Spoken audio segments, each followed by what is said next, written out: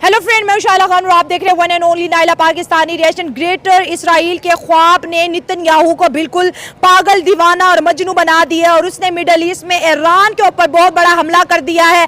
आज फ्राइडे का दिन था और 200 एयरक्राफ्ट इसराइल से उड़ते हैं ईरान की जानिब और वो निशाना बनाते हैं मिलिट्री बेसिस को, न्यूक्लियर साइट्स को, और वो कामयाब हो जाते हैं। अगर हम इसराइल के मोसाद एजेंसीज की बात करें तो भाई ये एजेंसी बड़ी स्मार्टली जो है ईरान के अंदर उनके गली मोहल्ले कूचों में काम करती हुई दिखाई दे रही है और इस एयर स्ट्राइक के अंदर ईरान के मिलिट्री चीफ मारे जाते हैं और 6 न्यूक्लियर साइंटिस्ट को भी मारा जाता है। नेतन्याहू बयान देते हैं कि हमने इस वजह से किया क्योंकि कुछ ही महीनों में ईरान न्यूक्लियर पावर बनने जा रहा होता। अगर ईरान के पास एटम बम आ जाता है तो इसराइल के साथ साथ पूरी दुनिया के लिए बहुत बड़ा खतरा है। पाकिस्तान इस्लामिक मुल्क है और ईरान का जो है पड़ोसी भी है।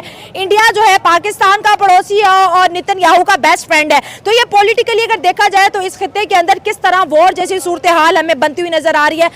अवाम की तरफ बढ़ते हैं और जानते हैं उनका ज़बरदस्त रिएक्शन। जी ऐसा ही है। सबसे पहले तो हम इसकी मजम्मत करते हैं, एज ए मुस्लिम हम इसकी मजम्मत करते हैं। और दूसरा पॉइंट ये है कि दुनिया भर में सिर्फ मुसलमान ही क्यों जलील होते हैं। जी, उसकी वजह यह है कि हमें मुस्लिम जो कि उसकी डेफिनेशन नहीं पता कि उसकी डेफिनेशन क्या है। हमें इत्तेहाद करना चाहिए। फर्स्ट ऑफ ऑल ये है कि हमें एक दूसरे मिलजुल के सारे मुसलमान जो ममालिक हैं उनको बैठना चाहिए और इस टॉपिक पे डिस्कशन करनी चाहिए, क्योंकि इसराइल का जिस पे दिल करता है वो हमला करते हैं। भारत ने पाकिस्तान पे हमला किया, उसके पीछे भी इसराइल का हाथ था। सर इसराइल ने तो बोला था मैं स्टैंड कर रहा हूँ इंडिया के साथ, और जहाँ पे इसराइल स्टैंड करता है वहाँ पे अमेरिका भी स्टैंड करता है, और जहाँ पे अमेरिका स्टैंड करता है वो तो आपको पता ही है, फिर वो पावरफुल है। और दूसरी बात यह है कि ईरान, उनको डर यही है कि ईरान अब न्यूक्लियर जो है पावर बनने जा रहा है, लेकिन आई थिंक कि अभी ईरान ने अनाउंस नहीं किया और इसको अभी तक उन्होंने भी अमेरिका ने भी नहीं कंफर्म किया। अभी डोनाल्ड ट्रंप का बयान आया कि अभी हम कंफर्म नहीं करते कि ईरान अभी एटमी पावर बना है या नहीं बना। तो इसराइल ने तो उनके न्यूक्लियर साइट्स के ऊपर एटमी जो साइट्स थी उनको टारगेट कर दिया ना। जी बिल्कुल ऐसा ही है। और ईरान एटम बम बनाने के बिल्कुल करीब होता है, इसराइल आके हमला करता है, वो फिर जीरो से शुरू हो जाते हैं। फिर वो जब 80% होते हैं, इसराइल की एजेंसी सर कैसे ईरान की गली गली तक पहुंचे। उन्हें इतना भी पता होता है कि इस वक्त ईरान का आर्मी चीफ कहाँ है। उन्हें ये भी पता है कि वो 6 न्यूक्लियर साइंटिस्ट जो ईरान को एटम बम बनाने की पावर दे रहे हैं वो कहाँ पे है। सर चुन चुन के मारा है। ये मोसाद किस तरह से काम कर रही है। जी ऐसा ही है। एक्चुअली जहाँ पे इसराइल अटैक करता है उसके पीछे अमेरिका का हाथ होता है और जदीद टेक्नोलॉजी वो फ्राहम कर रहे हैं इसराइल को। एजेंसीज भी तो है ना, एजेंसीज ऐसा ही है। ये बात है ना कि अगर किसी मुल्क के अंदर कोई मतलब कि ये पता चल रहा है उन्हें मतलब कहाँ पे क्या हो रहा है क्या नहीं हो रहा, उसमें जाहिर सी बात है कोई एजेंट होते हैं अंदर ही, मुल्क के अंदर गद्दार होते हैं। एक वक्त था कि इंडिया भी पाकिस्तान का न्यूक्लियर प्रोग्राम खत्म करना चाहता था और इंदिरा गांधी ने उस वक्त ये ऑपरेशन किया था कि पाकिस्तान की न्यूक्लियर साइट्स को तबाह कर दो, हम नहीं चाहते कि पाकिस्तान न्यूक्लियर पावर बने। तो पाकिस्तान तो इंडिया की उस साजिश से निकल आया था, पाकिस्तान की न्यूक्लियर साइट बच गई थी। लेकिन क्या ईरान अपनी न्यूक्लियर साइट बचा पाया इस अटैक के बाद? मेरा ख्याल है कि अगर मुसलमान सारे मुत्तहिद हों तो तभी ये पॉसिबल है, अदरवाइज तो मुश्किल लगता है। मुसलमान क्या करेंगे? मुसलमान तो खुद 72 फिरकों में बटे हुए हैं। ये अहले तुशी मुल्क है, अहले सुन्नत वाले कहेंगे अच्छा हो गया। जी ऐसा ही है, लेकिन यही तो हमारा मसला है। यही चीज़ तो बटे हुए हैं ना। हाँ जी, यही चीज़ खत्म हो गई तो उसके बाद ये सारा कुछ होगा ना। आपको क्या लगता है अरब ईरान के साथ खड़े हैं आज? नहीं, अरब तो कभी नहीं खड़ा, कभी भी नहीं खड़ा होगा। अमेरिका का वो आया सदर डोनाल्ड ट्रंप आया, उन्होंने जैसे वेलकम किया सबको पता है, तो वो कभी भी ऐसा नहीं होगा कि वो ईरान के साथ खड़े हों। पाकिस्तान भी सिर्फ मजम्मत ही कर सकता है, और क्या करना है इन्होंने। क्यों हम मुसलमान इतने क्यों कमज़ोर हैं कि हम जो है पड़ोसी मुल्क अगर मुस्लिम है और अगर उसके अंदर कुछ ऐसा हो रहा है जो कि हम कहते हैं कि गलत है हमारे पॉइंट ऑफ व्यू से। अच्छा, दुनिया कहती है कि ईरान के अंदर पास हिजबुल्ला है, ईरान के पास हमास, और इसराइल कहता है मुझे ख़तरा है, और दुनिया को बताता है कि ईरान के पास एटम बम आ गया ना तो भाई पूरी दुनिया को वो नहीं छोड़ेगा। क्योंकि आज भी उनके एक नुमाइंदे ने बयान दिया, उन्होंने कहा कि हम किसी के हुक्म के पाबंद नहीं हैं, हम अमेरिका के हुक्म के पाबंद नहीं हैं, हमारा जब दिल चाहेगा हम हमला करेंगे। तो उन्होंने ये बयान दिया, आगे से अमेरिका ने बयान दिया कि हम भी अगर आप इसराइल पे हमला करेंगे तो हम आप पे हमला करेंगे। जब भी बात गैर मुस्लिम की आती है अमेरिका उसको सपोर्ट करता है। उनको वहाँ पे अब फ़लस्तीन में जो हो रहा है वो उनको नज़र नहीं आता। अब इंसानी हकूक़ की बात करते हैं, वो जहाँ पे भी जाएँ वो कहते हैं इंसानी हकूक़ की सबसे पहले बात होनी चाहिए। तो ये इंसान नहीं है। ईरान पे जो हमला हुआ, जो सिविलियंस पे अटैक हुआ, तो वो भी तो आखिर इंसान ही है। नॉन मुस्लिम को बचाने के लिए आप कहते हैं ट्रंप आ जाता है, क्योंकि ट्रंप उसी कंट्रीज को के पास जाता है जिसके साथ उसका इंटरेस्ट हो या उसका अलाय हो। तो हमारा तो सरदार फिर सऊदी अरेबिया क्यों बचाने नहीं आ रहा फिर? बस ऐसा ही है, अभी वो अमेरिका उनको भी सपोर्ट करता है और सऊदी और अमेरिका एक ही अपना है। सारे बेनिफिट देख रहे हैं ना कि जिन्हें जिधर से बेनिफिट मिलता है वो अपना देख रहा है बस। सर आपको नहीं लगता कि ईरान इंटरनली बहुत वीक हो चुके हैं कि इसराइल इतना कॉन्फिडेंट है कि वो नहीं छोड़ेगा? ऐसे लगता है पिछले दिनों में आपने देखा होगा कि एक इसराइल फ़लस्तीन के सॉरी आए थे, उनका नाम मुझे ज़हन में नहीं रहा, वो उनके मुल्क में आए हैं, ईरान में आए हैं, उन पे हम अटैक हुआ है और उनको उन्होंने शहीद किया है। तो आप यहाँ से अंदाज़ा लगा लें, जिस मुल्क में कोई दूसरे मुल्क का इंसान सेफ़ नहीं है तो वहाँ पे कैसे वो अमन की बात कर सकते हैं या कह सकते हैं कि वहाँ पे आके हम कुछ भी पॉसिबल नहीं है या जो भी है। लेकिन मेरे ख्याल से ईरान पे वो जैसे ही हमला करते हैं वो उनके जो मेन पॉइंट्स हैं उनको अटैक करते हैं। सर उनकी मतलब के जो एजेंसीज है ना वो बहुत ज़्यादा एक्यूरेट इन्फॉर्मेशन है उसके जी पास। ऐसा ही, और जब ईरान हमला करता है तो उनका डिफेंस सिस्टम इतना है कि वो उनको कोई नुकसान नहीं होता। अगर खामियानी की बात करें, खामेनी है ना उनके जो सदर हैं, वो बड़े ओल्ड एज हैं और नेक्स्ट टारगेट जो है इसराइल का वो हैं। और अगर इसराइल ने अगर लास्ट टाइम देखा जाए तो बंकर्स के अंदर छुपे हुए लोगों को उन्होंने मारा था ज़मीन के अंदर। तो अब क्या लगता है कि अगर आर्मी चीफ सेव नहीं है तो ईरानी प्रेसिडेंट कैसे सेव हो सकता है? जी ऐसा ही है, बस अब दुआ ही कर सकते हैं हम। हमारे बस में यही है कि हम दुआ करें, और जो भी हमारे हुक्मरान हैं, सारे मुसलमानों के हुक्मरान हैं, जो उनको भी चाहिए कि यूनिटी अब अपना लेनी चाहिए, क्योंकि टाइम ही ऐसा है कि सारे काफिर इकट्ठे हो सकते हैं तो मुसलमान इकट्ठे क्यों नहीं हो सकते, जिनकी डेफिनेशन भी यही है कि मुसलमान मुत्तहिद होने चाहिए। तो जब मुत्तहिद नहीं होंगे तो फिर ऐसे मसले। आई थिंक देखे इसराइल ने ईरान के ऊपर जो है वो हमला किया है, इससे ये साबित होता है कि ठीक है वो एक इस्लामिक कंट्री है, उसके पास भी उसकी एक आर्मी है, लेकिन आर्मी की एक इंटेलिजेंस होती है जिसको आगे से पता होता है कि ठीक है कि जो हमारा दुश्मन मुल्क है वो हमारे ऊपर हमला कर रहा है नहीं कर रहा, उसके कुछ तो उसके पास उसके जो है ना गैस वगैरह होते हैं, ठीक है। तो उन्होंने ऐसे अब इनके ऊपर हमला कर दिया इतना ज़्यादा, तो इनका भी ज़ाहिर है नुकसान हुआ है। तो ये तो एक हमारे लिए एक एज अ मुस्लिम जो है ना वो मुस्लिम कंट्री है, तो हमारे लिए एक दुख की बात है कि हमारे मुस्लिम कंट्री के ऊपर ऐसे जो है ना हमारे एक काफिर ने हमला किया है। तो एक तो पाकिस्तान को चाहिए कि इस मुश्किल वक्त में इसके साथ खड़ा होना चाहिए, हम भी इसको जो है ना इस तरह मजम्मत करते हैं इसकी अच्छी तरह। और ईरान भी जाहिर है अब उनके ऊपर जो है ना अटैक हुआ है तो उसका कोई रिप्लाई तो करेगा हमारे नज़दीक। आप कह रहे हो हमें ईरान का साथ देना चाहिए, वही ईरान है जिसने 3-4 माह पहले पाकिस्तान के ऊपर भी एयर स्ट्राइक कर दी थी, इसने पाकिस्तान के ऊपर भी हमला किया था ईरान ने। वो तो ठीक है, इन्होंने ईरान ने किया था पाकिस्तान के ऊपर हमला, लेकिन देखें अब एक जो है ना मुसलमानों का आपस में यही होता है कि सर मुसलमानों की लाइन से छोड़ दें। आप देखिए वो दुनिया कह रही है कि ईरान पूरी दुनिया के लिए खतरा है, अगर इसके पास एटमी बम आ गया तो ये पाकिस्तान, इंडिया, अमेरिका, इसराइल और उनके जितने फ्रेंड है, अलाय है, किसी को नहीं छोड़ेगा। नहीं, ये मेरे ख्याल से तो ये ऐसा नहीं है कुछ भी, क्योंकि अब हर एक बंदा है उसका अपना पर्सपेक्टिव होता है जिसके मुताबिक वो जो है ना वो बता रहा होता है कि ये ऐसे मतलब इसराइल जो कह रहा है कि वो सबको नहीं छोड़ेगा, ये गलत है। जी बिल्कुल, ये तो गलत है। सर आप क्या कहेंगे ये जो आज ईरान पे हमला हुआ है और उनके टॉप कमांडर्स मारे गए हैं, 6 न्यूक्लियर साइंटिस्ट उनके मारे गए हैं, क्या लगता है ईरान इतना कमज़ोर हो गया, उनकी इंटेलिजेंस किसी काम की नहीं रही कि इसराइल इजीली जाके अपने टारगेट अचीव कर रहे हैं? ये वो इतने कमज़ोर नहीं है, वो बीच में इनकी बगावत हो जाती है। अच्छा। ये बीच में इन्वॉल्व होते हैं जो इन्हें आने देते हैं, फिर उनके ऊपर हमले अंदरूनी साजिशें होते हैं, हाँ। इसलिए। वरना कोई भी इतना कमज़ोर नहीं होता कि उन्हें पता ना लगे कि उनके ऊपर हमला होने वाला है और वो ऐसे बैठे रहें। ये सारी बीच की बगावतें होती हैं जिसकी वजह से। इसराइल कहता है कि ईरान के पास हमास और हिजबुल्लाह के सपोर्टर हैं और इनके पास न्यूक्लियर पावर, नेतन्याहू कहते हैं कुछ माह में ये न्यूक्लियर पावर बन जाती है अगर मैं इन पे हमला ना करता। ऐसे ही है, लेकिन बीच में जो बगावतें हुई हैं जिसकी वजह से ये इतनी अच्छी ताकत अचीव नहीं कर सके। अगर ऐसा ना होता तो वो कर सकते थे ऐसा सब कुछ। इस हमले के बाद क्या लग रहा है, ईरान हमारा पड़ोसी मुल्क है, क्या अब इसराइल और ईरान की जंग देखने को मिलेगी?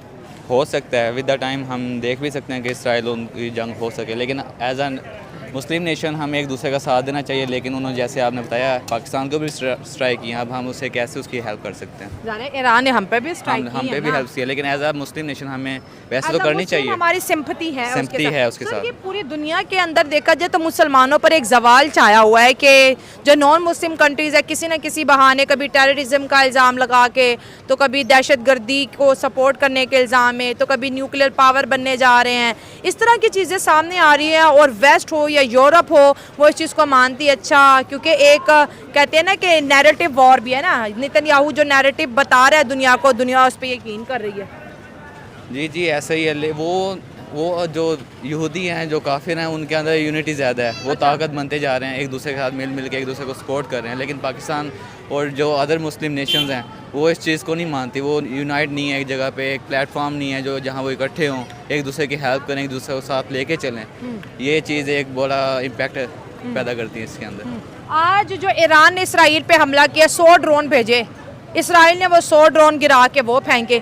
इसराइल का तो डिफेंस बड़ा स्ट्रॉन्ग है, क्या ईरान उस हिसाब से टक्कर दे पाएगा इसराइल को? अगर बीच में ये जो बगावतें वगैरह चल रही हैं, अगर ये ना चलें तो हो सकता है वो एक मुस्लिम नेशन है और ताकत है उसके पास भी। ईरान का कौन गद्दार लगता है ईरान में, जो आपको लगता है कि इनकी हर खबर इसराइल की मुसाद एजेंसी को पहुंच जाती है? देखिए, ये हम तो इतने श्योरिटी से नहीं कह सकते, लेकिन ज़ाहिर है कुछ ना कुछ अंदर से लोग होंगे तो ऐसे कर सकता है। कोई भी कंट्री किसी के ऊपर अटैक करे और उसको खबर भी ना हो, ऐसा मेरे ख्याल से आज के दौर में तो ऐसा नहीं हो सकता, क्योंकि इंटेलिजेंस AI जिस लेवल तक पहुँच चुकी है इंटेलिजेंस, तो मेरे ख्याल से ये पॉसिबल नहीं है। कोई होगा, अब आई थिंक, मेरे ख्याल, मुझे नहीं पता कि कौन होगा, लेकिन कोई होगा ज़रूर। आप बात करेंगे?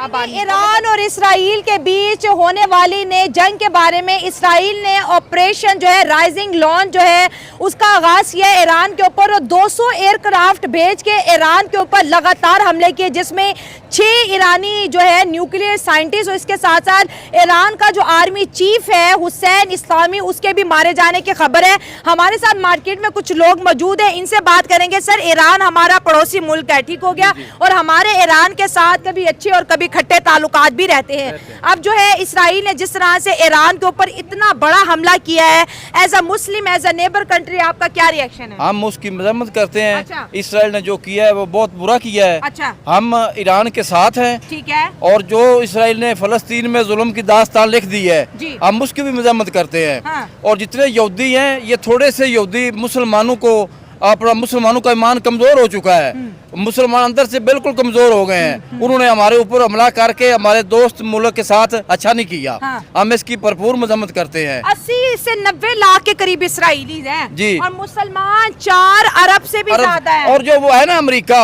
हाँ। वो कह रहा है कि हम अभी मेज पे बैठ कर इनकी अपना इस्लाह करते हैं। अमेरिका और तो सारी कहता है, मैं तो हूँ हाँ ही जी, नहीं। जो साजिश है वो सारी अमेरिका की है। अच्छा। समझिए, हम इसकी मजम्मत करते हैं। वो कह रहा था अमेरिका के सदर ट्रम्प के, हमने जो बहादुर से ना उनके हाँ, हाँ। वो हमने शहीद कर मार दिए हैं। जी, हाँ। समझिए, अब उनका बहादुर कोई रह गया।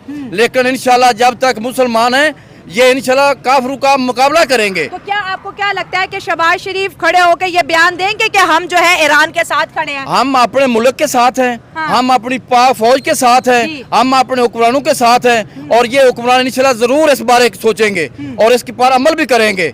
आज उनके साथ हो रहा तो हमारे साथ भी हो सकता है। हाँ, ये बात तो है। हाँ जी। ये और बात हमें तो बहुत है। अफसोस है, हाँ। जो शहीद हुए हैं, मेजर शहीद हुए हैं, आर्मी चीफ उनका शहीद हुआ है। जी, जी। हम ईरान के साथ हैं, वो हमारा बरादर मुल्क है। और मुसलमानों की हम हमायत करते रहेंगे। जी, और बिल्कुल। इंशाल्लाह सर, आपसे बात करेंगे। इसराइल ने ईरान के एटमी जहां पर हथियार बन रहे थे, जहां पर वो एटम बम बनाने की तैयारी कर रहे थे, उनकी न्यूक्लियर साइट्स के ऊपर अटैक किया। और नेतन्याहू ने मीडिया में आके बात की है, क्योंकि ईरान चंद महीनों में एक एटमी पावर बनने जा रहा था, इसलिए हमने ईरान के ऊपर 200 एयरक्राफ्ट भेज के हमला किया। और ये लगातार हमले हुए। अब मैं आपसे ये पूछूंगी कि ईरान की जो इंटेलिजेंस एजेंसी है, क्या वो इतनी एक्यूरेट है कि उसने चुन चुन के बंदों को वहां पे जी टारगेट किया? एक भी कहते हैं ना कि ऐसा निशाना नहीं है जो उनका चूक गया हो ईरान में। जी, अस्सलाम वालेकुम वालेकुम सलाम। मैडम जी, जो ईरान है ना, वो तो हमारा हमसाया मुल्क है और जी। मुसलमान भी हैं हम। और हम इसराइल की जोर मरम्मत करते हैं, मजम्मत करते हैं। और साथ जो उन्होंने ये हमले किए हैं, ये बुज़लाना काम है। ये हमारे जो हुक्मरान भी हैं, जो दूसरे हमारे आर्मी चीफ भी हैं, उनको भी चाहिए कि उन सब का ईरान का साथ देना चाहिए। और जो उन्होंने चुन चुन के हमले किए हैं, ये उनका जो है काफ़ी देर से ये उसका सोच रहे थे। नेतन्याहू का ख्वाब था कि मैं ईरान के अंदर उनके न्यूक्लियर साइट्स को टारगेट करूं। क्योंकि वो अभी बनने जा रहा था ना न्यूक्लियर न्यूक्लियर। पावर। हाँ हाँ जी, जी। इसलिए। तो सर, क्या आपको क्या लगता है कि दुनिया कहती है, और जिस तरह इसराइल और अमेरिका कहते हैं कि ईरान के अंदर दहशतगर्दी तंजीमें या हमास है, हिजबुल्ला है, और अगर इनके पास ये एटम बम आ गया तो ये पड़ोसियों को भी ये इसलिए कह रहे हैं कि ईरान जो है ना न्यूक्लियर पावर बनने जा रहा था, जी, जी। वो बना रहा था अपने हथियार, जी। और इन लोगों को अच्छी बात नहीं लग रही थी कि ये मुल्क भी, पाकिस्तान के पास भी एटम बम है। हाँ। मुसलमानों को मजबूत होना नहीं समझते कि ये मजबूत हो जाए। तो ये मुसलमानों के खिलाफ साजिश है, ये मुसलमानों के खिलाफ साजिश है, हाँ। और जो ये लोग कर रहे हैं, और इंशाल्लाह ईरान भरपूर जवाब देगा। इंशाल्लाह हमारी दुआएं भी उनके साथ हैं। ईरान ने 100 ड्रोन इजराइल पे भेजे और इजराइल ने वो 100 ड्रोन गिरा दिए। सर, इजराइल की आर्मी बड़ी स्ट्रॉन्ग है।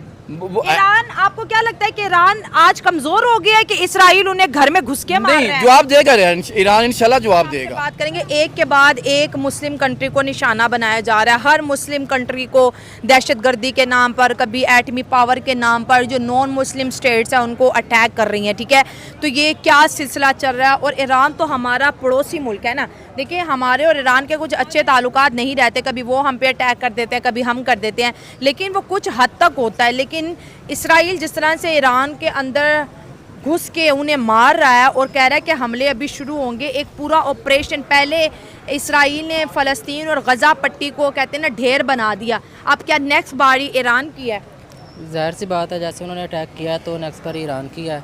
और इसकी सबसे बड़ी वजह यही है ना कि मुसलमान आपस में इकट्ठे नहीं है। उन्हें पता है कि ये आपस में इकट्ठे तो होंगे नहीं, तो इसलिए वो इस चीज़ का फ़ायदा उठा रहे हैं। मुसलमान क्यों इकट्ठे नहीं है, क्या वजह लगती है? असल में सारे अपने अपने देख रहे हैं ना कि मुझे बेनिफिट किधर से। अगर वो अमेरिका के खिलाफ या इसराइल पे अटैक करते हैं, जवाबी कार्रवाई करते हैं, तो ज़ाहिर सी बात है कि अमेरिका ने उसकी मजम्मत करनी है आगे से, तो वो इसराइल का साथ देगा अमेरिका, इस हिसाब से सारा कुछ। मतलब इसराइल और अमेरिका है कि इंडिया को अगर यहाँ पे डिस्कस करें तो जब इंडिया हमला करता है तो इसराइल कहता है मैं इंडिया के साथ हूँ, जी बिल्कुल, ठीक है। आज इसराइल हमला करेगा तो क्या इंडिया बोलेगा मैं इसराइल के साथ हूँ? यस ऑफ कोर्स, ज़ाहिर सी बात है। जब इंडिया ने हमला किया है पाकिस्तान पर, पाकिस्तान ने जवाबी कार्रवाई की है, तो इसराइल वालों ने तब कहा था कि हम इंडिया के साथ हैं। जी। इस बार तो वो ज़ाहिर सी बात कहेंगे कि हम इसराइल के साथ दे रहे हैं। इंडिया फिर इसराइल का साथ हाँ जी देगा। बिल्कुल, वो उसके लेकिन साथ इंडिया के तो ईरान से भी अच्छे ताल्लुकात हैं।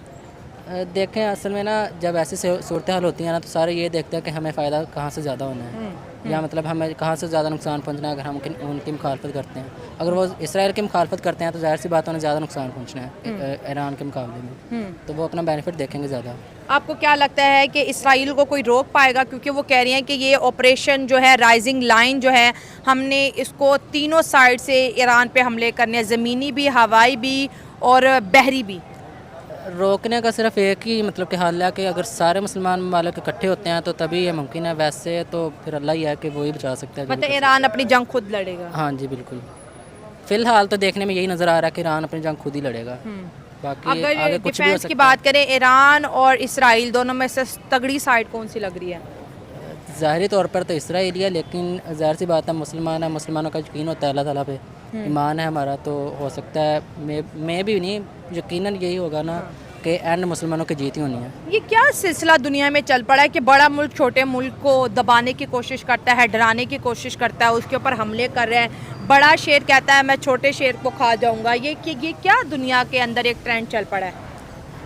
ये जाहिर सी बात है, उन्होंने अपना मतलब के बेनिफिट देखने हैं सारे बेनिफिट्स की जगह। इस तरफ से मैं बात करूंगी। सर, आपको क्या लगता है कि क्या इसराइल को ये बात पता चल चुकी है कि ईरान अंदर से बहुत कमज़ोर हो गया? वो आर्मी चीफ तक पहुंचता है और उसको मार देता है, उनकी न्यूक्लियर साइट पे जाता है, उनको लगातार बॉम्बिंग से डिस्ट्रॉय कर देता है और कह रहे हैं कि ये जो ऑपरेशन राइजिंग लाइन है ये अभी ख़त्म नहीं हुआ। इस तरह के हमले उन्होंने बोला हम ईरान पे 3 तरह के हमले करेंगे, हवाई हमले, ज़मीनी हमले और पानी के हमले भी हम करेंगे।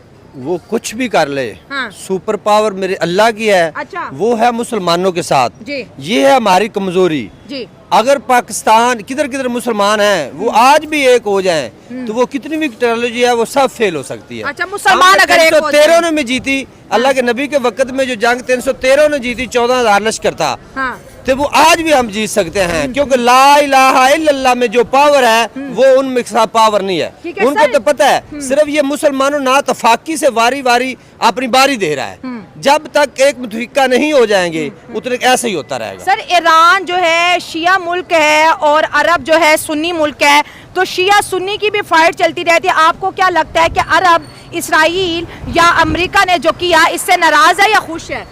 अरब वाला, हाँ। अरब जो है जैसे पाकिस्तान है, नाराज होना ये नाराजगी की है ना, जो ये हम मरा रहे हैं ना, ये मैं तो ये कहूंगा कि हमारे हुक्मरान है ऐसे। ईरान से हो रहा है, जब उनको पता लग गया कि सब मुसलमान एक हो गए, कोई भी यहूद नसारा हम पे हमला नहीं करेगा। मतलब यहूद और नसारा को अब मुसलमानों का डर नहीं है। डर नहीं है, उन्हें पता है कि इन्होंने हमें फोड़ दिया है, ये टूट एक पड़ एक गई है होकर मरेगी। हाँ, मुसलमानों में, हाँ। जब ये मुतफिका हो जाएंगे तो कोई भी हम पे हमला नहीं कर सकता। सबसे ज्यादा ताकत मुसलमानों के पास है। सर अब ईरान क्या करेगा? इसराइल तो कह रहा है मैं लगातार हमले करूंगा, वो मैं तो रुकने वाला नहीं। वो ना भी रुकेगा तो वो अल्लाह उनकी मदद करेगा, ईरान की ईरान की अल्लाह मदद करेगा तो ये इंशाल्लाह। जो 4 अरब के ऐसे करीब होता है तो मुसलमान इस्लाम एक जगह पे रुक जाता है, लेकिन नबी के तो एक ही अल्लाह तक नबी एक ही थे ना, जिन्होंने पहले दिन ऐलान किया ला इलाहा इल्लल्लाह, तो सब यहूदी उनके खिलाफ हो गया, अबू जहल वगैरह, फिर अल्लाह ने फतह दी। आज भी हम अल्लाह वाले बन जाएंगे, अल्लाह हमें फतह देगा इंशाल्लाह तो इंशाल्लाह। आपको क्या लगता है कि हमारा तो ईरान के साथ बड़ा करीबी ताल्लुक है, बलूचिस्तान के साथ हम लिंक करते हैं, और अगर इसी तरह की वॉर चलती रही तो फिर पाकिस्तान ऐसा पाकिस्तान की दुआएं भी साथ है उनके। मैं हुक्मरानों को भी दावत दूंगा कि एक हो जाए, बारी बारी सब की बारी ना आए, उससे पहले ये एक हो जाएंगे तो ठीक रहेगा। मतलब आज ईरान है तो कल कोई और होएगा और होएगा, उसके बाद किसी और की बारी आएगी। मतलब इसराइल रुकने वाला नहीं, इसराइल नहीं, वो सब यहूद सारा सब अमेरिका का नाम है ना, अमेरिका है पीछे, वो इकरार है। अमेरिका कह रहा है मैं तो हूँ ही नहीं, मुझे तो पता ही नहीं वो तो इसराइल नाम है तो अमेरिका, क्यों नहीं अमेरिका है? अमेरिका ही है साहब। हमें कमजोर करने वाला अमेरिका है। क्या पैसे देने हैं, ये हमारा इधर से आना है फंड, तुम चुप रहो, कोई बयान नहीं देना। हमारे हुक्मरान तो पूछ के बयान देते हैं ना, जब ये छोड़ देंगे तो ये कामयाब हो जाएंगे। सही बात है, मतलब अमेरिका को छोड़ देंगे तो ये कामयाब हो जाएंगे इंशाल्लाह। Okay, thank you so much sir.